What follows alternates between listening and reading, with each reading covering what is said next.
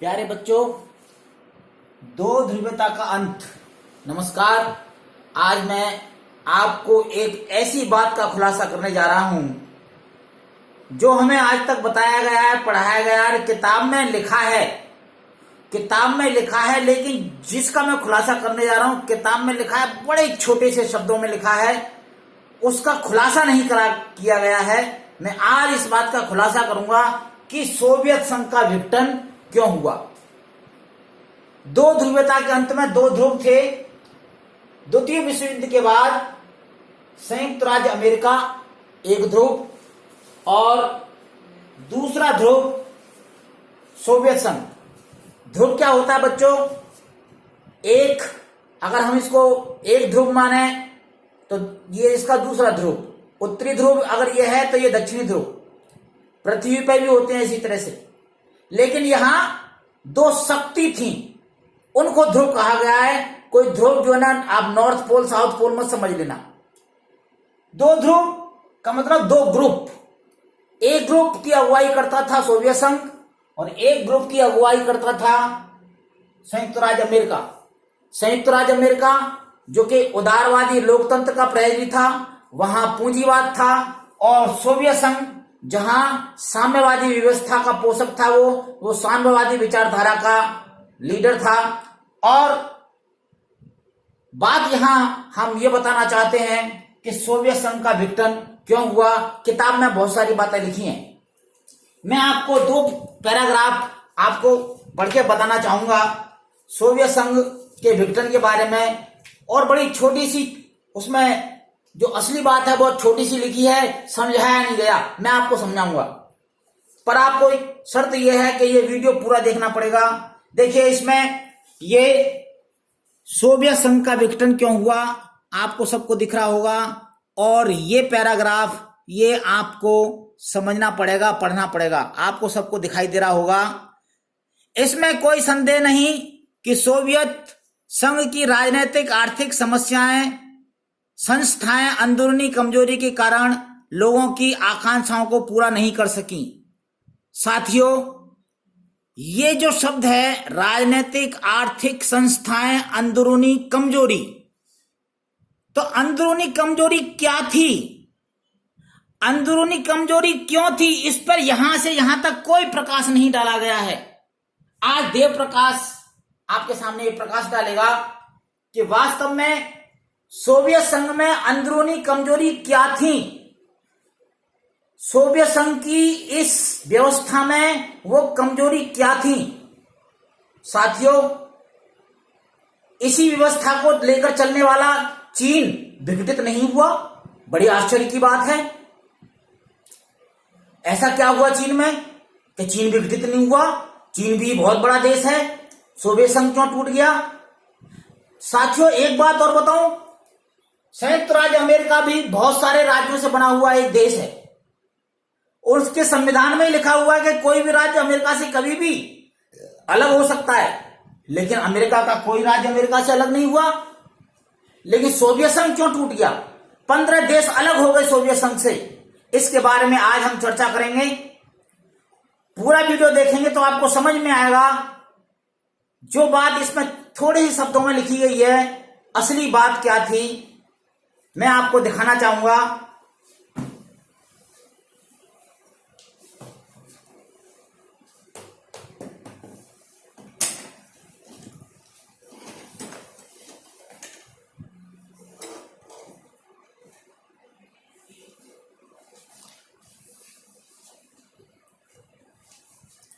साथियों, अमेरिका एक पूंजीवादी अर्थव्यवस्था वाला देश था, जहां काम के घंटे ज्यादा थे, मजदूरों का शोषण होता था, वेतन लेकिन योग्यता अनुसार मिलता था, और लाभ से प्रेरित रहते थे वहां के पूंजीपति ज्यादा लाभ कमाने के लिए, और इसीलिए गरीब और अमीर की खाई बढ़ती जा रही थी। इस कमी को दूर करने के लिए मार्क्सवाद और कई सारे समाजवादियों ने एक नई विचारधारा दी कि जो उत्पादन के साधन हैं वो राज्य के नियंत्रण में हो और एक नई व्यवस्था का आरंभ हुआ, साम्यवादी व्यवस्था का। 1917 में सोवियत संघ में जो रूस का जो जार नाम का राजा था, रूसी जारों के साम्राज्य को समाप्त करके वहां पे क्रांति हुई और लेनिन के नेतृत्व में वहां एक नई व्यवस्था का जन्म हुआ और वो व्यवस्था थी साम्यवादी व्यवस्था। ये परिवर्तन आया वहां और वो राज नियंत्रण अर्थव्यवस्था हो गई, जिसमें मजदूरों के काम के घंटे कम कर दिए गए। यहां मजदूरों के काम घंटे ज्यादा थे, तो यहां थोड़ा सा आराम मिला मजदूरों को। मजदूरों के काम के घंटे सीमित हुए। योग्यतानुसार काम, ये इसको आप ध्यान में रख के चलिए, मैंने ये कई बार अंडरलाइन किया है। ये एक ऐसी चीज है जो आपको एक बहुत बड़ा टर्निंग पॉइंट देगी। योग्यतानुसार काम और जरूरत के हिसाब से वेतन। आप जरा सोचिए कि आप में कोई योग्यता है, उसके हिसाब से आपसे काम लिया जाएगा, लेकिन जरूरत आपकी 2 रोटियों की हो तो केवल वेतन आपको 2 रोटी के बराबर दिया जाएगा। ये अगर इसको आपने समझ लिया तो आप इस लेसन को समझ जाएंगे। साथियों, उत्पादन के साधनों पर भूमि, जल, खनिज, इन पर सभी पर राज्य का नियंत्रण था। और शुरू में जब जार के समय तो यही व्यवस्था थी, पूंजीवाद था वहां पे, और वहां पे मजदूरों की दशा खराब थी। लेकिन जब लेनिन के नेतृत्व में यह साम्यवादी विचारधारा की सरकार बनी, मजदूरों के काम के घंटे कम हुए, वेतन उनको उनकी आवश्यकता अनुसार मिलने लगा, बड़े सुखी थे मजदूर उस समय, मजदूर खुश हुए, समाज कल्याण के बहुत सारे काम हुए, शिक्षा, स्वास्थ्य, आवास, इस पर बहुत सारा काम हुआ। पर साथियों, बाद में उत्पादन में कमी आने लग गई। ये क्या बात हुई? उपभोक्ता वस्तुओं के उत्पादन में कमी, यानी खाने पीने की चीजों के उत्पादन में उनकी पैदावार कम हो गई। ये बात क्या हुई? और जनता में असंतोष, जनता दुखी रहने लगी। साथियों, मैं आपको 2 कहानी बताना चाहूंगा।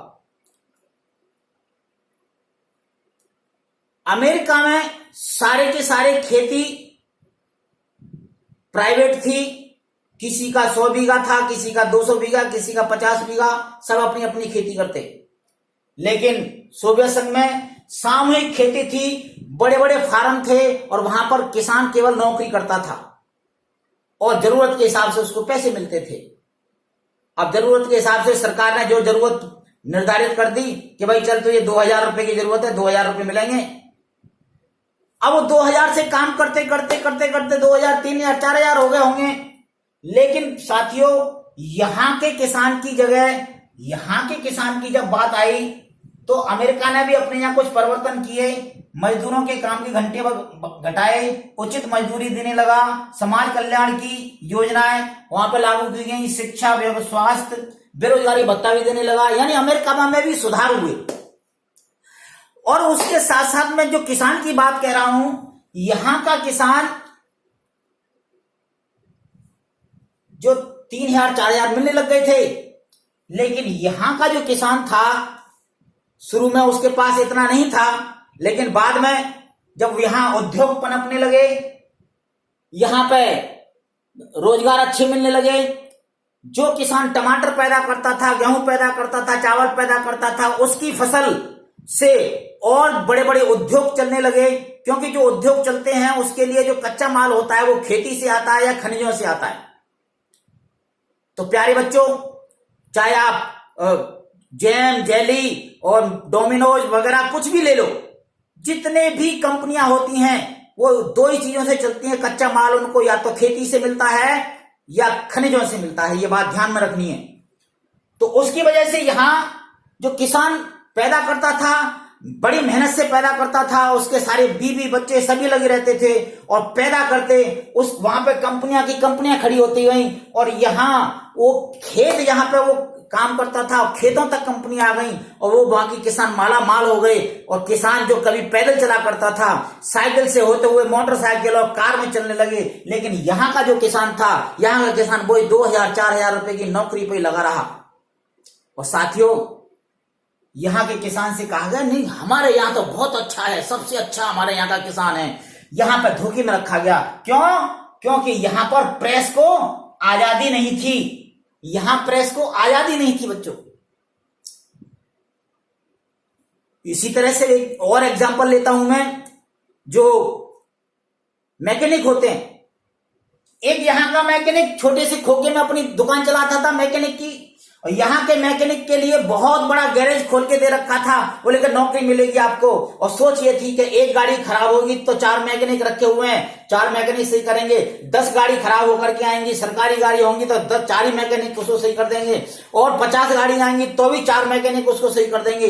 लेकिन हुआ क्या, यहाँ का मैकेनिक जो अपना एक खोखा लेके बैठा था, वो कालांतर में वो खोखा बड़ा हो गया, उसकी दुकान हो गई, और उसके यहाँ 4 नौकर, 4 की जगह 10 नौकर, और वो बड़ी बड़ी गाड़ियों में चलने लगा। लेकिन यहाँ का जो मिस्त्री था, यहाँ का जो कारीगर था, जो गैरेज में काम करता था, बड़ा गैरेज था, उसने कहा मेरे तो वही 4,000 3,000 रुपए है, मैं क्या करूं।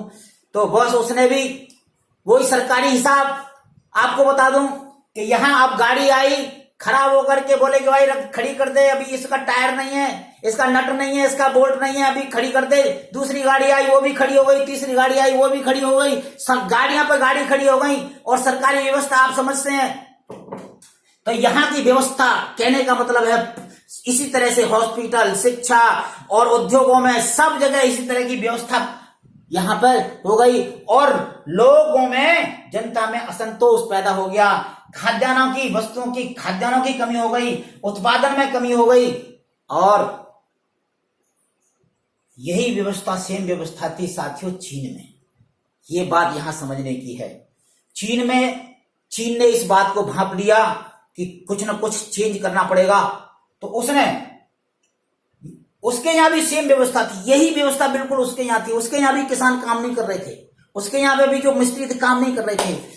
उसने क्या करा, डेंग सियाओपिंग एक वहां के राष्ट्रपति थे, 1978 में उन्होंने एक सुधार कार्यक्रम लागू किया कि ऐसे काम नहीं चलेगा, ये साम्यवाद की जो विचारधारा है इससे काम नहीं चलेगा। उन्होंने राजनीतिक व्यवस्था तो ऐसी रहने दी, जो राजनीतिक व्यवस्था वहां की एक पार्टी का सिस्टम है, डिक्टेटरशिप चलती है, उसको नहीं छेड़ा। लेकिन उन्होंने एक काम करा कि अपने यहाँ के जो खेत थे उनको निजीकरण में देने शुरू कर दिए। जो बड़े बड़े 1,000 2,000 बीघा के फार्म हाउस थे, वो किसान को कहा भाई ले, ये तेरा 100 बीघा का फार्म तेरा है, अभी तक में कुछ पैदा नहीं होता, अब ये तेरा है, तू इसको कर। उसको 1,000 2,000 5,000 रुपए दिए, चल भाई कर। अब उसने कहा मेरा है। जब उसने कहा मेरा है तो एक उसको मोटिवेशन मिला कि मेरा है, तो उसने खुद बीवी बच्चे भाई बहन सबको लगा करके उसने उस खेत में काम करा, और खेत में पैदा हुई। जब गेहूं चावल अनाज और सब्जियां फल फूल सब जब पैदा हुए तो चीन की अर्थव्यवस्था सुधरने लगी। जब चीन की अर्थव्यवस्था सुधरने लगी तो चीन ने जो विदेशी पूंजियों के लिए, विदेशी पूंजीपतियों से जाकर के अपना विदेशी पूंजी के लिए, निवेश के लिए, इन्वेस्टमेंट के लिए उनको बुलाया। और विदेशियों को क्या चाहिए भाई, उनको सस्ती लेबर चाहिए, जगह चाहिए सस्ती। चीन ने कहा कितनी जगह चाहिए, बोले कि 5 बीघा 10 बीघा चाहिए। बोले नहीं, हम तुमको 20 बीघा देंगे। और जब वो कंपनी आई तो जिस किसान को उसने वो जगह दी थी, बोले सरकारी जगह है, एक किसान चल इनको 20 बीघा, तेरा कुछ नहीं। जितनी भी जगह थी, जितनी भी जगह चाहिए उनको उससे भी ज्यादा जगह देने के लिए तैयार चीन।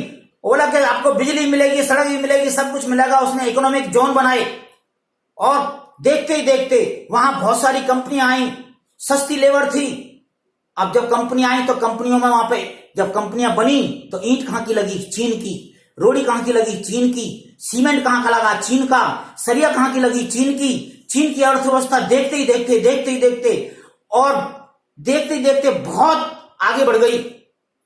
अब रोजगार कहां के लोगों को मिला, चीन के लोगों को। और जो विदेशी कंपनियां आई थी वो तो अपना लाभ कमाती हैं, लेकिन उसका लाभ चीन को हुआ, चीन के लोगों को हुआ। और धीरे धीरे करके सारी बड़ी बड़ी कंपनियां, अमेरिका से लेकर के, जापान से लेकर के, बहुत बड़ी कंपनियां जो चीन में उन्होंने अपने उद्योग लगाए, क्योंकि जमीन सस्ती मिल गई उनको। कोई कुछ नहीं कह सकता था। अगर किसान कहता मेरी जमीन को छीन रहे, बोले कि मैंने दिया, गोली मार दूंगा, ठीक कर दूंगा। जब सरकारी जमीन थी, सरकार ने दी थी करने के लिए। और वास्तव में किसी भी देश की जमीन सरकार की होती है, बाकी सब किसानों को और इनको सबको वो करने के लिए दिया जाता है। जब भी सरकार चाहती है किसी की भी जमीन ले लेती है। तो साथियों, चीन में निजीकरण शुरू हुआ, विदेशी पूंजी आई, पर चीन ने अपनी राजनीतिक व्यवस्था को पूर्ववत रखा। चीन इसलिए विघटित नहीं हुआ। उसने प्रेस को बोलने के लिए जितना बोला जाएगा प्रेस उतना ही बोलेगी। लोकतंत्र को भी नहीं घुसने दिया अपने यहां। साथियों, इसी की वजह से वो आज विश्व की ताकत बना हुआ है। लेकिन सोवियत संघ में एक बहुत बड़ी कमी हो गई, और वो कमी क्या हुई? देखिए, यहां एक बात लिख रही है, योग्यता अनुसार काम और जरूरत के हिसाब से वेतन। जब निजीकरण हो जाता है तो केवल ये वाला फॉर्मूला चलता है। कौन सा? योग्यता अनुसार वेतन। जब योग्यता अनुसार वेतन दिया जाएगा, वो व्यवस्था कभी धाराशाही नहीं हो सकती। ये व्यवस्था धाराशाही नहीं हुई क्योंकि यहां पर योग्यता अनुसार वेतन मिल रहा था। यहां पे भी यही चेंज किया गया कि योग्यता अनुसार वेतन दिया जाने लगा, और धीरे धीरे करके उसने उस संक्रमण काल से बाहर निकली। लेकिन सोवियत संघ में एक कमी हो गई। यहां पर एक नए राष्ट्रपति आए, गोर्बाचोव। उन्होंने ग्लासनोस्ट 1985 से 1991 तक उन्होंने जो नीतियां अपनाई, ग्लासनोस्ट की नीति अपनाई, खुलापन, यानी कि इन्होंने भी अपने चीन को देख करके 1985 से जो ना शुरू किया। क्या शुरू किया? कि आओ हमारे यहां पर फैक्ट्री लगाओ, प्राइवेट करना शुरू किया। और प्राइवेट जब करना शुरू किया, इन्होंने गलती एक और कर दी, प्रेस को आजादी दे दी। एक गलती। और दूसरी गलती, पेरेस्ट्रोइका पुनर्रचना। अपनी जो राजनीतिक व्यवस्था है उसको भी उन्होंने लोकतंत्र की तरफ ले जाना शुरू किया। जब लोकतंत्र की हवा लगी लोगों को, लोगों ने बाहर निकल करके देखा, अरे हमें तो झूठ बोला गया था आज तक कि हमारा देश सबसे बढ़िया है। देखो पश्चिमी जर्मनी, देखो अमेरिका, देखो कनाडा, देखो इंग्लैंड, देखो फ्रांस, सोवियत संघ में कुछ भी नहीं है। और वहां के लोगों की जो इच्छा और आकांक्षा जल्दी से सोवियत संघ को जल्दी से बहुत अच्छे मुकाम पर ले जाएंगे। कौन? गोर्बाचोव। गोर्बाचोव ने जो है ना कोशिश तो बहुत करी, लेकिन पुरानी अर्थव्यवस्था जो थी उसको उन्होंने बिल्कुल समाप्त कर दिया। समाप्त तो इसने भी किया, लेकिन धीरे धीरे किया। लेकिन इन्होंने एक साथ समाप्त कर दिया, और नई व्यवस्था ढंग से काम शुरू नहीं कर पाई। उसमें लोकतंत्र और प्रेस की आजादी और घुस गई। लोगों ने हल्ला करना, शोर करना, और प्रेस में वक्तव्य जारी करना, और इन सारी घटनाओं से यहां पर असंतोष, और सारे के सारे जितने राज्य इसके साथ मिले हुए थे, 15 देश इससे स्वतंत्र हो गए बच्चों, और उसका विघटन हो गया। ये विघटित नहीं हुआ, ये विश्व की ताकत बन गया। मेरे भाइयों, मैं एक चीज और आपसे कहना चाहूंगा भारत के संदर्भ में। भारत में अगर हम कंपनियों को लाते हैं और कंपनियां कहती हैं हमें जगह चाहिए, जगह अगर नहीं होगी, जगह नहीं देगा किसान, तो कंपनी कहां पे लगेगी? कंपनी अब इतना खर्चा करेगी तो वो उसके लिए तो दूसरे देश हाथ पसारे खड़े हैं। आज चीन से बहुत सारी कंपनियां दूसरी जगह जाने को तैयार हैं, लेकिन वो वहां इन्वेस्ट करेंगी जहां उनको सस्ती जमीन मिलेगी। लेबर सस्ती है भारत में, वो सही बात है, लेकिन जो है ना जमीन भी सस्ती मिलनी चाहिए। मेरे भाइयों, आपकी समझ में आना चाहिए कि ये जो पॉइंट है, योग्यता अनुसार काम और जरूरत के हिसाब से वेतन, ये मुख्य कारण रहा। देखो यहां पर योग्यता अनुसार वेतन यहां रहा, ये विघटित नहीं हुआ। यहां पर भी योग्यता अनुसार वेतन दिया जाने लगा, यहां पर निजीकरण कर दिया गया, ये भी। लेकिन इसने अपनी व्यवस्था को पूर्ववत, क्योंकि संक्रमण काल था, अपनी राजनीतिक व्यवस्था को उसी तरह रखा। सोवियत संघ पे ये जब गलती हो गई, उसने प्रेस को भी आजादी दे दी, और लोकतंत्र पेरेस्ट्रोइका के माध्यम से पुनर्रचना, उसमें लोकतंत्र, मल्टी पार्टी, मतलब कई सारी पार्टी। यहां पे अभी भी एक पार्टी का ही सिस्टम है।